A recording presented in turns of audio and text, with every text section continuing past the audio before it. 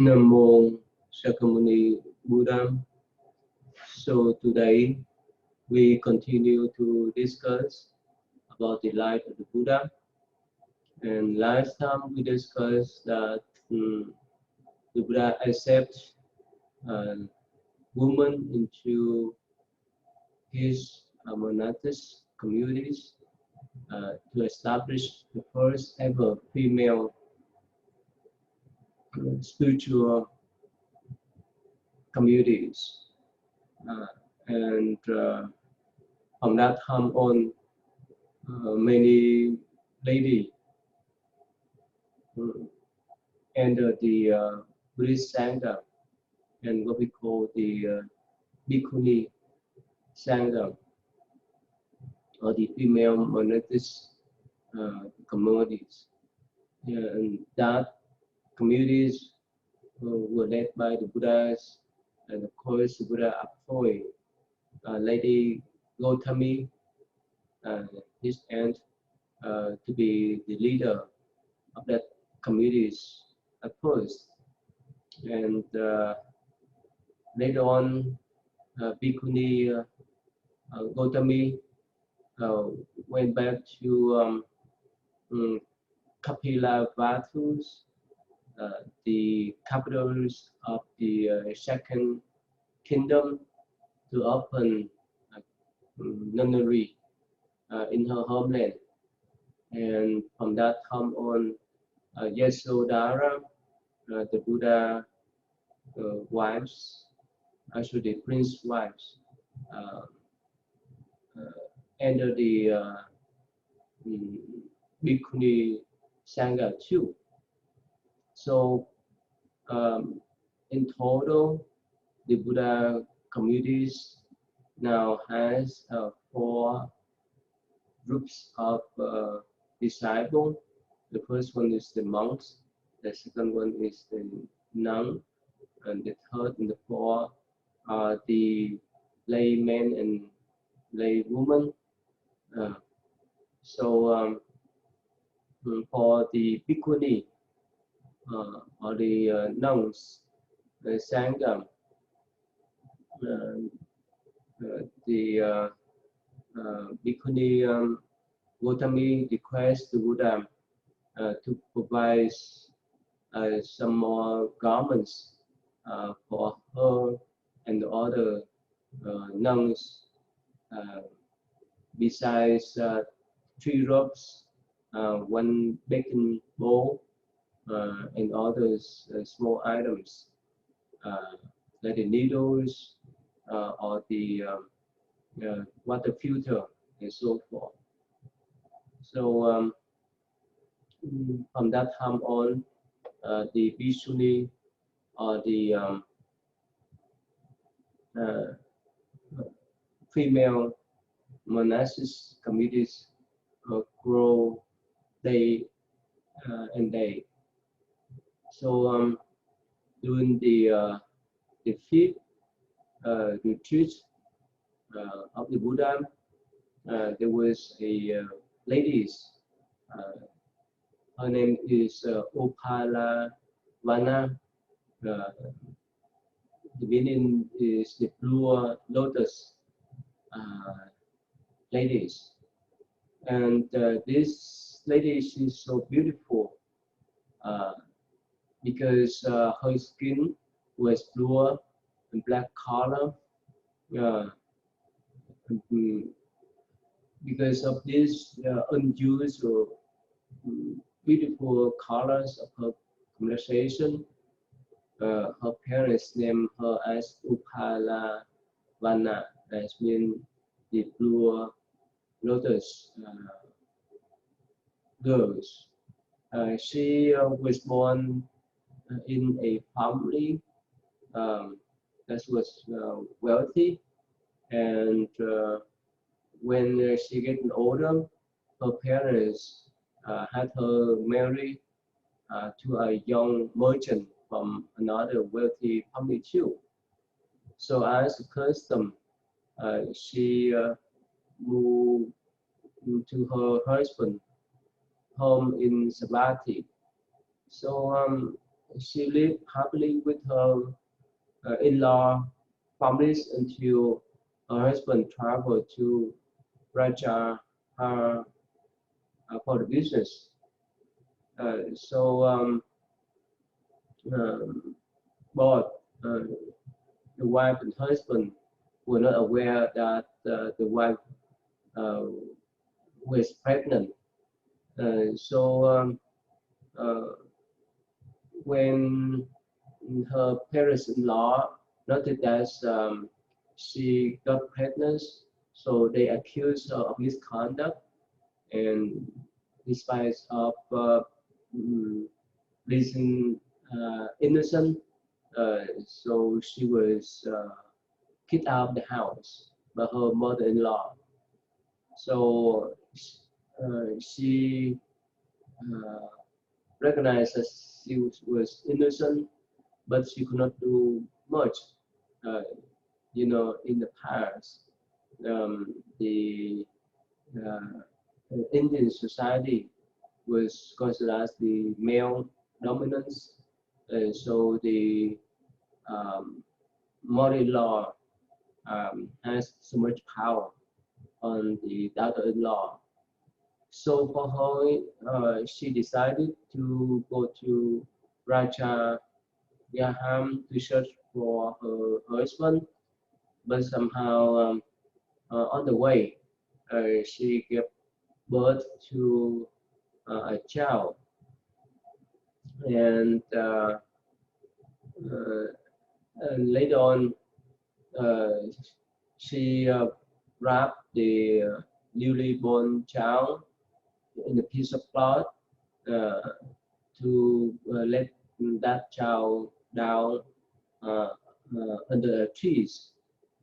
But for her, she went to get the clothes washed nearby the bank of the river. So there was a stranger that passed by and heard the cry of the baby. So seeing the little baby without any parents inside, so this stranger decided to adopt the child. So when she went back to seek for her child, somehow she could not find her child, and she was so frustrated and devastated. So she cried and ran around to look for her child, but there's no way for her to find her own child. So at that time, she knew that she could not go to see her husband anymore because he would um, harm her if he find out that she lost his son. Because in the past, again, the societies was considered as the male dominant. Uh, the firstborn son was the head of the family who carried the family lineage. Uh, so that's why she knew that she has no hope of being forgiven by her husband because she lost her son. So having no place to go, eventually she decided to go back to her hometown. And while she was walking through a thick jungle, um, a robber who was hiding out in the jungle caught the disciple and decided to take her as his wife. And because she's so desperate that she agreed to become his wife. So later on, she conceived um, again and gave birth to a baby girl. Of course, her life was not a happy one. Her husband was a violent guy, uh, and he continued to remind her past. Uh, mm, and he mentioned that because of his hospitality, toward her to take her as his wife. Otherwise, she would be homeless. In one times when they have argument, uh, uh, and her husband abused her violently, and because she was so porous toward her husband, so she threw the baby girl uh, to the route, and somehow the baby flew up from the bed uh, and hit it head to the ground, and it was bleeding, and the baby lay unconsciously. So at that time, she was sure that her baby was dying, so, and actually she killed her own daughters accidentally. So she knew that she would not be forgiven to the second husband. So because of the fear for her own life, so she decided to run away again. And of course, she survived by working for other people, um, and of course, for her former beauty and wealth would not give any help for her, and she went back. Uh, uh, she has no place to go back, whether her parents' house or her former husband' house. So she lived in as that situation for several years in great poverty. So one day she met a young man, and somehow this young man fell in love with her and to take her as his wife. And that means she got the third husband. And she lived with her third husband for a while. And then one day he decided to leave for business. And when he came back, he brought him uh, he brought with him a second wife. You know, in the male dominant society in the past, the male can have several wives. So that's why her third husband went back with the second wife. And this second wife was so beautiful. Um, and of course, for her, the Blue Lotus lady could not do much, just accept the situation reluctantly. And both of them work together to keep the family in harmonies. So one day, while she was uh, grooming the younger wife's uh, hair, and she noticed a large scar on her head. So this young woman informed her that she was the daughter of a robbers, and she was injured by her mother's when her mother fought with her fathers. And at that time, uh, Opalavana was horrified because she recognized that both she and her daughter share a same husband. So she could not endure the shame of her degrading life. So later on, she ran away again and become a prostitution, prostitute. Mm. So one day she met Venerable Moggallana, the Buddha great disciple, and of course at first she tried to tame him, but because of his purity and virtue, and eventually he could convert her. And later on, she recognized her karma, and eventually she made a vow to become a Buddhist nun. Uh, So in her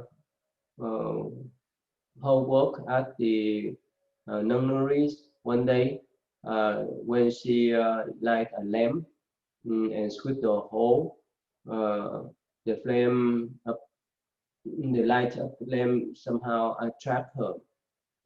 So she concentrate on element of fire, and somehow at that moment she went into a deep meditation and attained arahantship. So because of her, her dedication and wisdom, she uh, attained the type of sacred power as any arhat could have. And eventually, the Buddha declares her as a second foremost nuns in the Buddhist Sangha. Basically, she was the second chief female disciple among the female monastic disciples. So uh, for this nun, the Blue Lotus nun, there was a story that one time when the Buddha went up to the heaven to teaching to his former mothers, Queen Maya.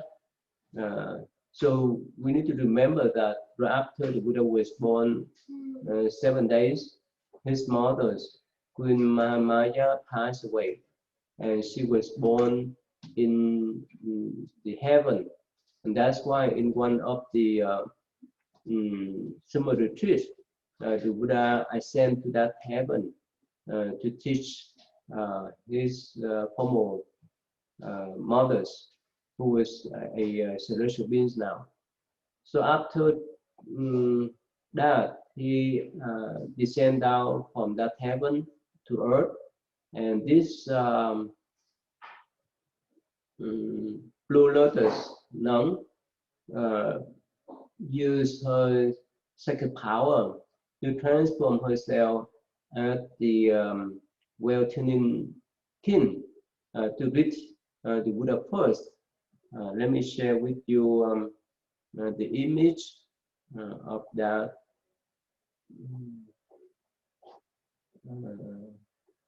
scene so that you can recognize. Okay, right here. I hope that you can see. And this is the image that the Buddha descend down from the heaven, and that Blue Lotus nun used her sacred power to transfer herself as a well-turning king is here to reach the Buddha first. And later on, she went back to her form as a Buddhist nun. So the Buddha admonished her and say that, well, that way that you have with me, but somehow you was the second one, not the first one that with me. Subhuti, that's one of the Buddha great disciple, read the Buddha first in his samadhi, and Buddha said that Subhuti entered the samadhi to contemplate the emptiness of things and recognize the Buddha nature. That's why he read the Buddha within the Dharma. So that's one of the incident that's related to this Blue Lotus nun. And somehow later on, according to some tradition, it say that she was beaten by Devadatta and passed away because of that abuse, and that's related to her own karma in the past. So, according to many records, it mentioned that this Blue Lotus nun in the past, due to her good karma, to make offerings to many Buddhas in the past. That's why she could have the opportunities, a good karmic connection with the present Buddha to allow her to become Buddhist nun, as well as to attain arahantship. So there's some textual documents that say that during the Buddha times in the past, she was born in wealthy families. So she seen the Padumuttara Buddha, that's Buddha in the past, appoint another nun as a second chief of the nun, who has the superpower. So inspired by this nun, so the Blue Lotus nun in the past life, she made the vows that she could be the second chief nun in the future. After she made offerings, the meals and others tends to the Buddhas and his Sangha for 7 days. And the Buddha seen that she would fulfill that aspiration.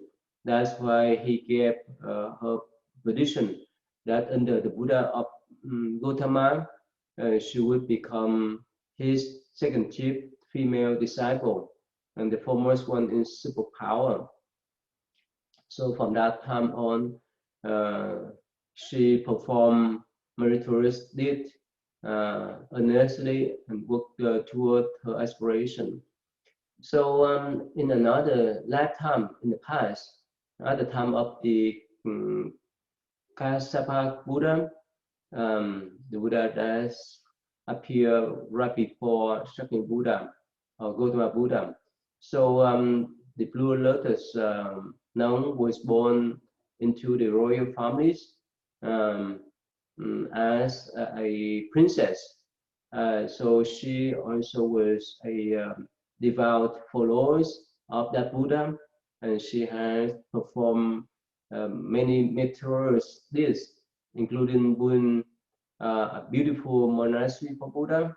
And so after that, she was born in celestial realms and enjoy her heavenly bliss for a long time.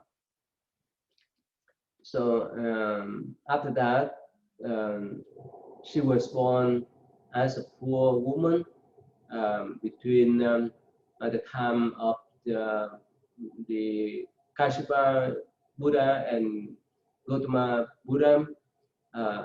So there was many Pachika Buddha, that's been the solitary Buddha, the one that attain enlightenment by themselves, but they don't teach anyone else. So this poor woman, that's been the past life of the Blue Lotus nun, met a Pachika Buddha when he went down for the mountain to search for alms.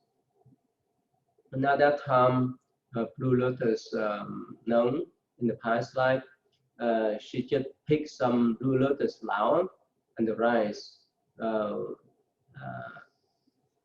that she just cooked And on seeing that Pachika Buddha, she offered him that rice and beautiful blue lotus flowers that she just pick up. And with the full of joy, she has tried to be as beautiful as that blue lotus flower. Accepting the meal and the flowers, these Pachika Buddhas returned to mountain top by flying uh, back there. And after that, life after death, this blue lotus uh, flower nun was born in one of the heaven again, where she enjoyed the heavenly bliss for periods of time. So she then passed away from the heavenly realms and was born again as a human.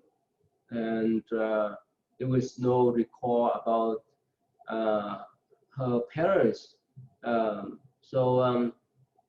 Some texts that recall that a hermit, cultivators who lived nearby a forest near a lake where blue lotus flower grew, have found a beautiful baby girls by the side of the lake.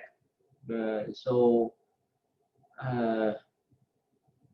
he decided to adopt this uh, infant, and he named her as Upalavana when she grew up. So later on, when she grew up, she was so beautiful as a heavenly lady, and she lived in that shelter life along in the forest with that cultivators for a while. So one day, a traveler somehow passed by that forest and met this beautiful girl and asked about her origin.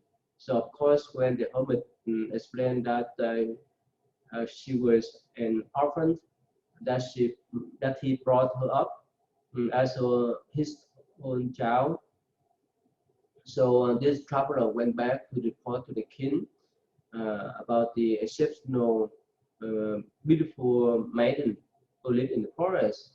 So at that time, the king decided to visit that forest and brought her back as his own consort.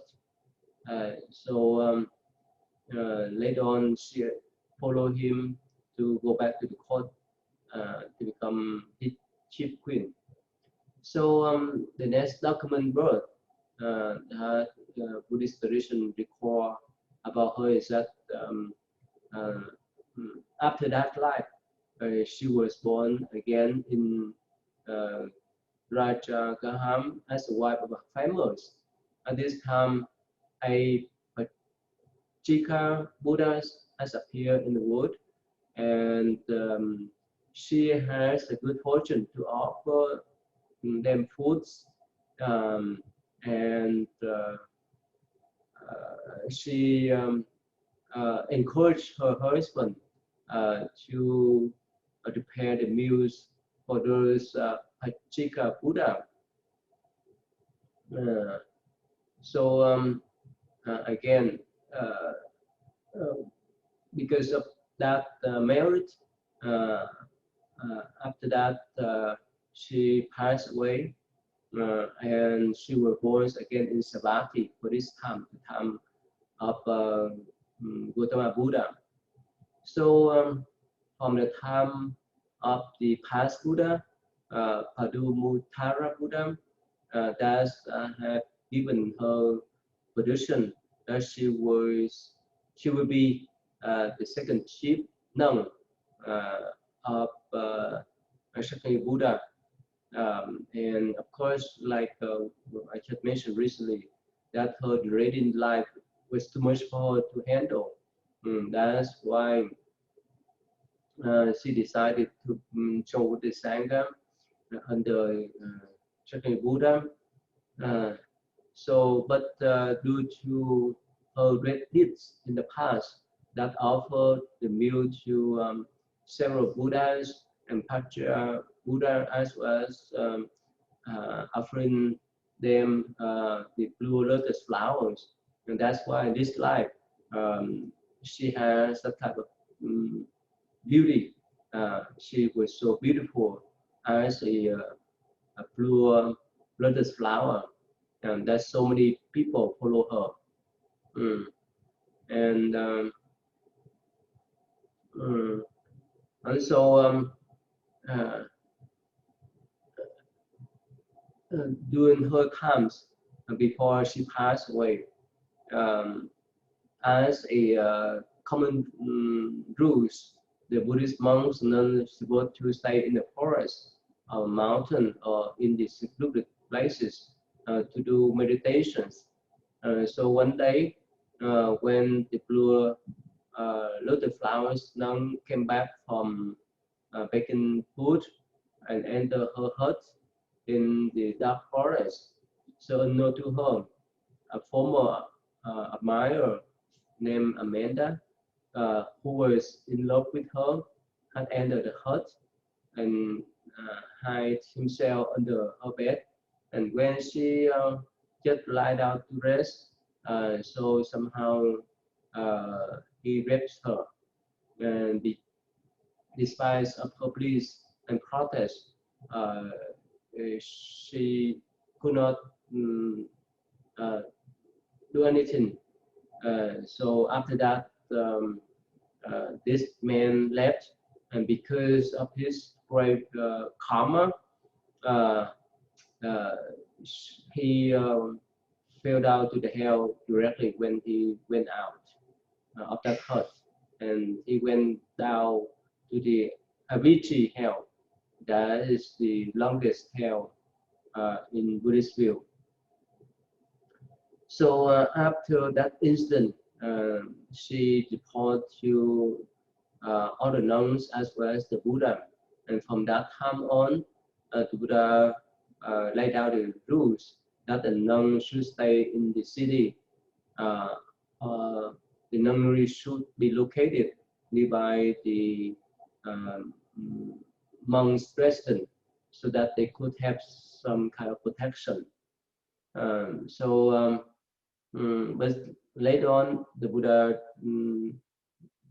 decided that, determined that she did not commit any offense or break any precept because of that incident that's out of her control.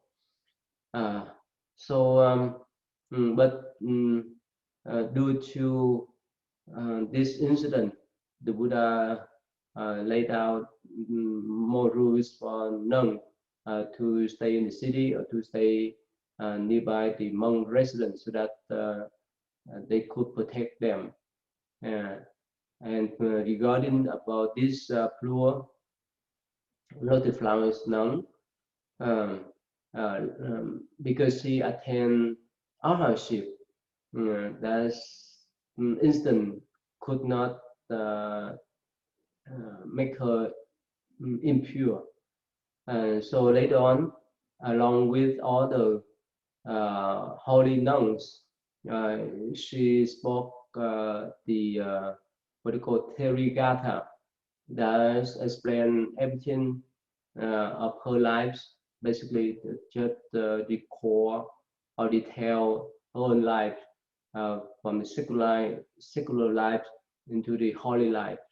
From the time she was born up to the time that she attained arahantship, and this is famous uh, gatha of verses that is still the core in what we call the Theri Gatha. And let me share with you some portion of that Gatha instead of reading all of them. Okay, so in one instant, the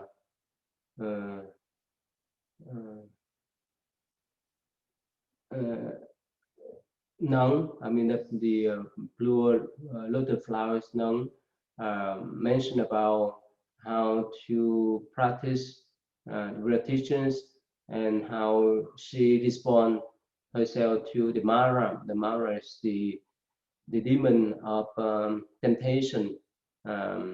So here, that Mara stay in this state. Uh,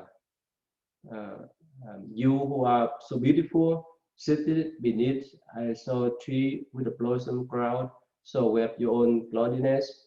Do you not tremble when seducers come along? True men like you, seducer, 100,000 should approach. No single hair of my return. No will I wake with fear, and so tempers come along. What a pet are you?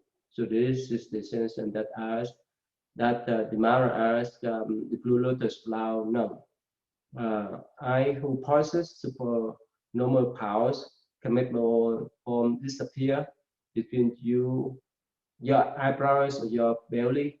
I could lock and say, how then, Mara, can you see me? So that's what she mentioned about her superpower. My mind, I have so disciplined, uh, clairvoyant. I have cultivated the four paths I have realized. That means the Four Noble Truths. I know the Buddha's words and ardently follow. Lust as deadly weapons, brain and tear apart. These are body, air of senses, desire of which you speak. Let all desire for me. I have conquered desire and drawn apart the murky gloom of ignorance, no temper. I have triumphed over you. So that is her verse to respond to the demon Mara that tried to tempt her to give up the spiritual path. So that is the whole story of this blue lotus flower known, and that relate to her life during the peak years of the Buddha retreats. Um, so during that times, we can know that this is the story that relate to one of the ladies that due to the suffering that she encountered, she recognized the impermanent principle of life. That's why she made decision to become Buddhist now. And again, in this lifetime, in present lifetime, she was mistreated by three of her husbands, and also she was disgusted. She has shame due to the fact that she and her daughter share a husband. So that's why that make her to make decision to become a Buddhist nun. Right, so that is during the fifth summer retreat of the Buddha. That story is about how this blue lotus flower female woman become Buddhist nun and eventually attain enlightenment. So we move on to the system retreat of the Buddha. So it say that the Buddha stay in the capital Kusami of Vamsa during this summer retreat. The Buddha used his power to fly on the air, to appear sitting on the lotus flowers of 1,000 petals, and from his body he emits the fire on the top and water on the bottom to subdue the non-Buddhist people. So this was the second time that the Buddha used the psychic power to display, so that he could subdue the non-believers. So during this summer retreat, he after this summer retreat, the Buddha walked from Vesali to the Jaja to teach the Queen Kema of the King Bimbisara. So this queen, she was proud of her beauty. She was intelligent, but she was so proud of her beauty. But that's why she didn't want to go to see the Buddha in person, because she heard that the Buddha always mentioned that don't attach to the beauties.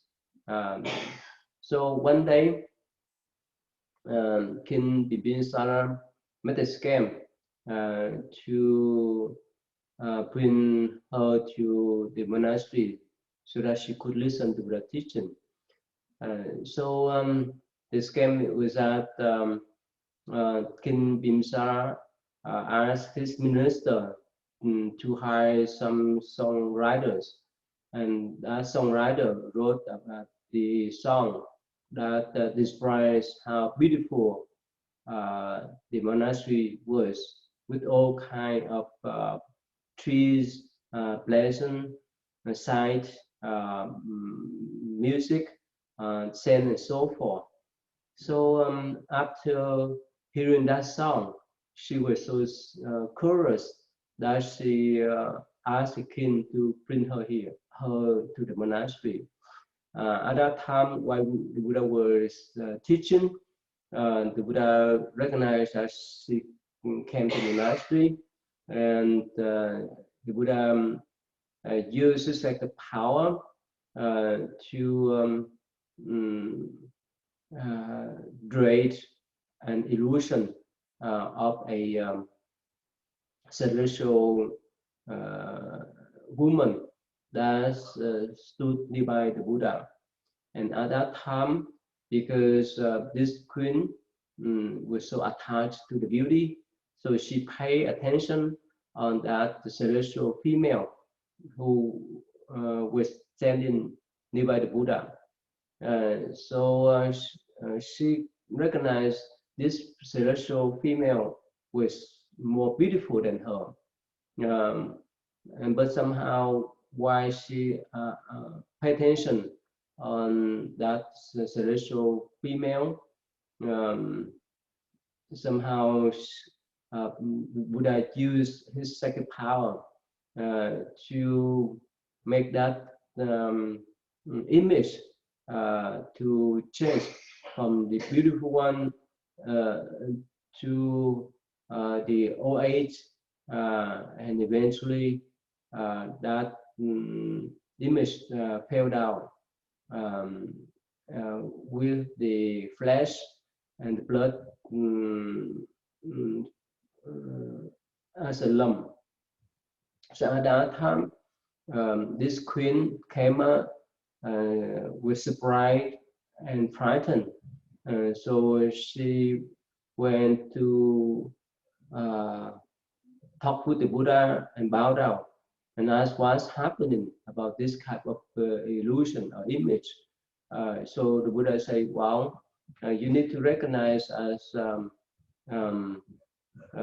even your beauty could not be compared with that celestial female, but that celestial female now became a lump of flesh and blood, and you need to recognize that your beauty is like illusion.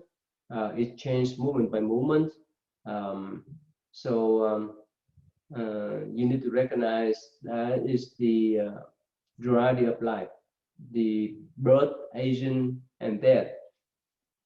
You cannot escape from that. So at that time, she understood what Buddha say, especially the Buddha explained for her further about the impermanent principle, the egolessness principle, as well as the Four Noble Truths. At that moment, after the Buddha teaching, she attained the first stage of arhatship, and eventually later on she asked the king permission to allow her to become Buddhist nun, and eventually the Buddha accept her as Buddhist nun, and due to her great effort in practice of meditation, and she attained arhatship. So again, that is a story about a queen who attached to her beauties and later on become Buddhist nun in Buddhist communities. Since time is up, I'd like to stop here today, and next time we will discuss further. Namo Shakyamuni Buddha. See you then.